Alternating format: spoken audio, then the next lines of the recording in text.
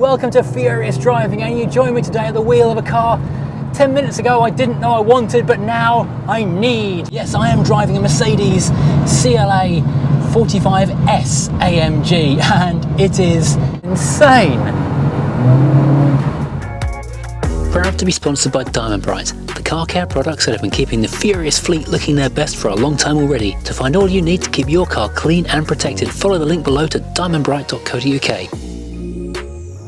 Now, it's been fairly standard practice for a long time to take a small car, in this case the CLA, whack in a big engine, lower the suspension, give it a few fancy bits, and you've got yourself a hot hatch, or in the older days, a muscle car. You might say the glory days of this era was the 1990s from the late 80s, and then things kind of died away a bit, but now, thanks to Mercedes, they're back with a vengeance, and this time they're doing it with extreme style. Some headline figures for you. Has a quoted 0 to 60 of 4 seconds, but it's been known by other testers to take it there in 3.8. It's insane. It's electronically limited to 168 miles an hour, which, to be honest, is plenty enough for most people. So let's take a quick look around the outside of the car, and the moment you clap eyes on the thing, you can tell it is something a little bit different from the cooking models. Everything about it screams, I am a fast car, and it lets you know immediately that it's going to go fast. This one though is a 4MATIC Plus, which means it's got even more stuff than the regular 4MATIC or 45 AMG. Starting at the front, we have got many changes. So first of all, in this guise we get the different grille with a vertical rod and horizontal slats, which lets everyone you're chasing up in their rearview mirror know this is the hot one. Under that we've got the black lower splitter, we've got the bigger air intakes with more details, we've got the canards, we've got the extra side detailing on the skirts down here. The suspension has been lowered as well, so these 19-inch wheels completely fill the arches, but they bizarrely don't look that huge compared to the rest of the car for some reason. However, they are absolutely filled with these enormous brake discs, 360mm at the front, 330 in the back, and these red calipers are housing 6 pots, 6 pistons per side on the front. That is some immense stopping power going on there. Now, if the 45S badge wasn't enough to let you know something special was going on in front of you, you've got this big black spoiler contrasting to the very bright colour of the car, which I think it absolutely needs to have. We've got this big lower splitter and air diffuser on the back, and the quad AMG black tipped exhausts just look amazing. I know we should be very excited about electric cars, but quad tip exhausts that sound like this are definitely something to still be excited about.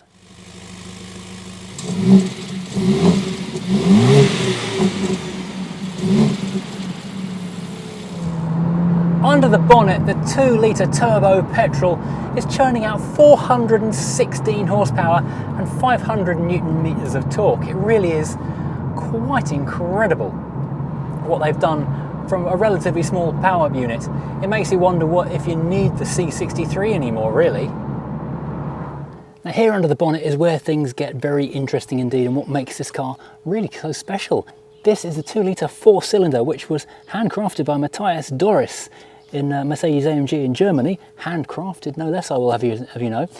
This thing has been remapped, retuned, reworked to put out 416 horsepower and 500 newton meters of torque. That is just immense. That's space shuttle bothering levels of power. Part of the reason for so much oomph is this thing back here. I won't touch it, I can feel the heat from it radiating just here. This turbo looks like it came off a truck. It is immense. Everything on this car is oversized and overpowered and just incredible.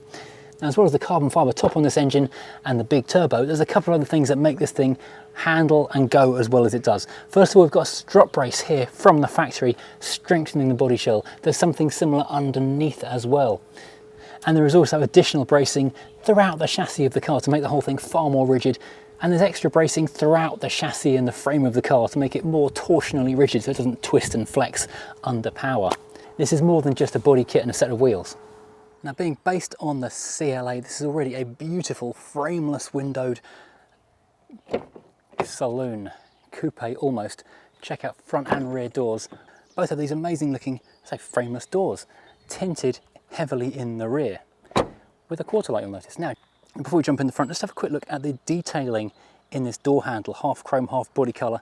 There is detail surface work everywhere around this car, places you don't necessarily think it needs to have surface work. You've got 2 or 3 swage lines down the side of the car, twist pattern in the door handle, which allows you to lock and unlock, and the mirrors will auto retract as you do so.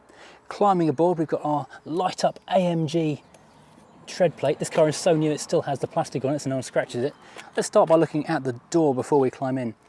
Now, because this car is yellow and it does look fantastic in this colour, we have also got contrast yellow stitching inside, matching the outside of the car. Yellow stitching in the black leather of the door card, which is very soft touch, very nice. Satin metal door pull, electric windows all round, electric mirrors, folding of course, and we've got electric memory seats, up, down, back, forth, you know the drill, and they're heated of course as well. Getting into the boot, you'll find a handy little nubbin just there to open it, and we have our speakers down here in the corner. Climbing aboard, we have got that same yellow treatment happening on the seats as well. This is absolutely fantastic. It gives a real sporty character, a kick of flair, and up here we have got the race style bucket seats containing little openings, so if you really want to put race harnesses from the back, you can do. These are proper AMG leather bucket seats, very, very comfortable, very supporting. Let's climb in and get out of the sun because it is devastatingly hot today. You know what, I might even put the engine on and get the air conditioning going. Here we go. So this gives us a view of this amazing dashboard. It's half glass and the other side is real. Now let's start off over here. First of all, T-shelf area. Leather dashboard, contrast yellow stitching, looks amazing. If you've brought your teacup along, it will happily place on here. Maybe use a coaster though, because you don't really want to be getting rings on your leather dashboard. That wouldn't look good. We have got the Burmester sound upgrade on this car today. We've got the Burmester sound in the doors. We've got the tweeters up here in the A-posts. But let's, for a change, start on the left-hand side of the dashboard where we've got the carbon fibre insert here, surrounded by blue light-up area.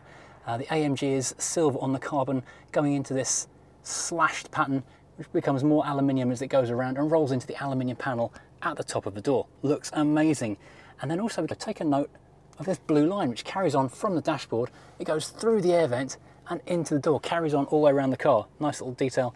And you'll notice that these air vents have also got a little blue light up bit in the center of them as well. Necessary? No. Beautiful? Yes. So I'm all in favor of that.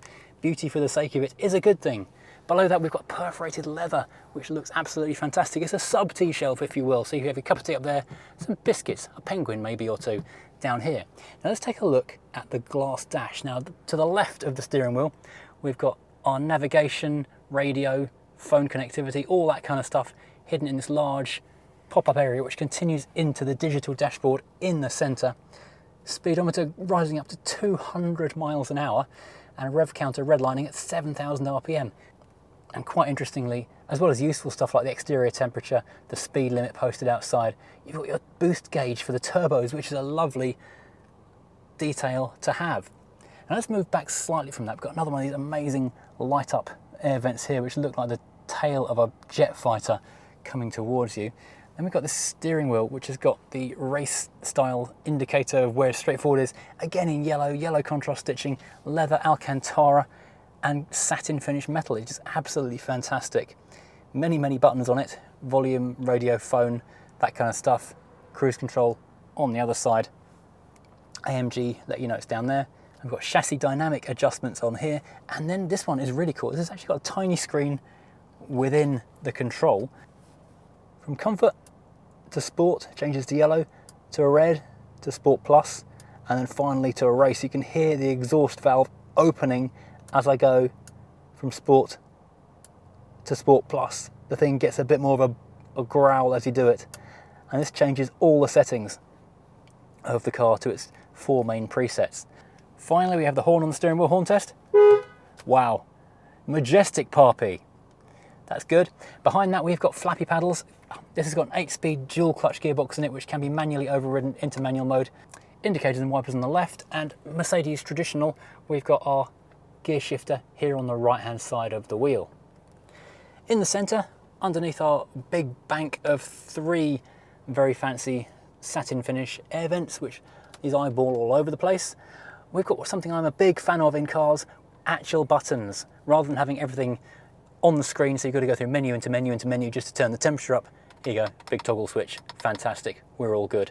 If you toggle the menu button on the far left, you can choose between ventilation, basics, and everything else. So that's quite a nice, neat touch, so you can choose what you're doing just there. That's a nice thing to have. Then we've got our other basic controls along here, wrist screen heater, recirculation, that kind of stuff. Now behind that we discover the practicalities of this being based on a very sensible, normal car, in that we've got a big storage hole down here, room for your phone in there. I believe there's inductive charging as an option, twin cup holders, which pop out if you're using a smaller cup or a can, fabulous. Then rather than having the gear shift, because this is an automatic, I believe that's the only option, we've got a trackpad, so we can actually track around our controls using that, which I imagine takes a little bit of getting used to. And being the AMG model, we've got a few extra little options on there. Behind that we've got more controls, setting the car up exactly how we want it, traction control on and off, open the valve on the exhaust whether in sport mode or not, and we can choose our setting for the suspension, hard, really hard, insanely hard. So yeah, one of those is labelled comfort though. Behind that we've got a sensible storage area like in many other Mercedes of old, and then we're back to the back of the car. Looking above us we have got a big panoramic roof, which does look very nice. This is quite a low roof in this car, being the coupe saloon, like a Rover P5B coupe, so this is quite a low headline in this car, it has to be said. Let's have a quick look in the back of the thing. Now, I hadn't realised there were child seats in the back of here, so I can't climb in myself, but I will tell you the knee room is okay. It's not massive, but it's adequate. And because of the shape of those swooping down rear windows, it is a little bit dark and enclosed in the back, and it's a long, shallowly raked rear window, so it's a little bit tight on the headroom. That big glass roof, though, does make it feel a bit more open and spacious. Kids in the back get to enjoy the Burmester sound, tweeters and mid-range in the doors, more contrast stitching, more leather, basically everything is very nice. But because we've got the sport seats, we don't have the seat back pockets, but we do have the twin air vents here, and we have a USB-C, just one of them, so you can recharge. The cabin is nicely laid out and it feels incredibly luxurious. This is the thing that Mercedes do so much better than many of its, well, slightly cheaper rivals. They may do amazingly good, reliable cars, but they don't do the interiors quite as nice as things like this or the Audi. And the RS3 Saloon is the closest rival you'll find to this car in terms of performance and format and everything else. The technology in this thing is incredibly good. The screens are big and bright and clear. They're touch screen, you've got toggle switches, and you've got the trackpad down here. So really every way of interfacing is accessible. These digital dials are very clear as well. It's got the useful warning of what the speed limit is. So even though the car can go insanely fast, you can try and rein things in and keep it going somewhere legal along the way. Now this car is the 4MATIC S, which means that rather than being front wheel drive like the platform it's based on is, it's a 4-wheel drive. Now predominantly in regular use every day, it's sending most of the power to the front. Stick it in comfort mode and you might as well be driving a regular cooking model diesel. However, move up into the more sporting modes and it will start shifting power around more appropriately. It's even got a drift mode which sends 100% of the power to the back of the car, so you can be very silly indeed. It's also incredibly customizable, so as well as the standard 4 modes of Sport, Sport Plus, Race and Comfort, you can go in there and you can change it, so you can have Sport Plus acceleration but with Comfort suspension. The problem with this car is really though, it's just too fast. That was 60 miles an hour from 40. Now, although as I say, the quoted 0 to 60 time on this thing is 4 seconds, but I've seen it do it in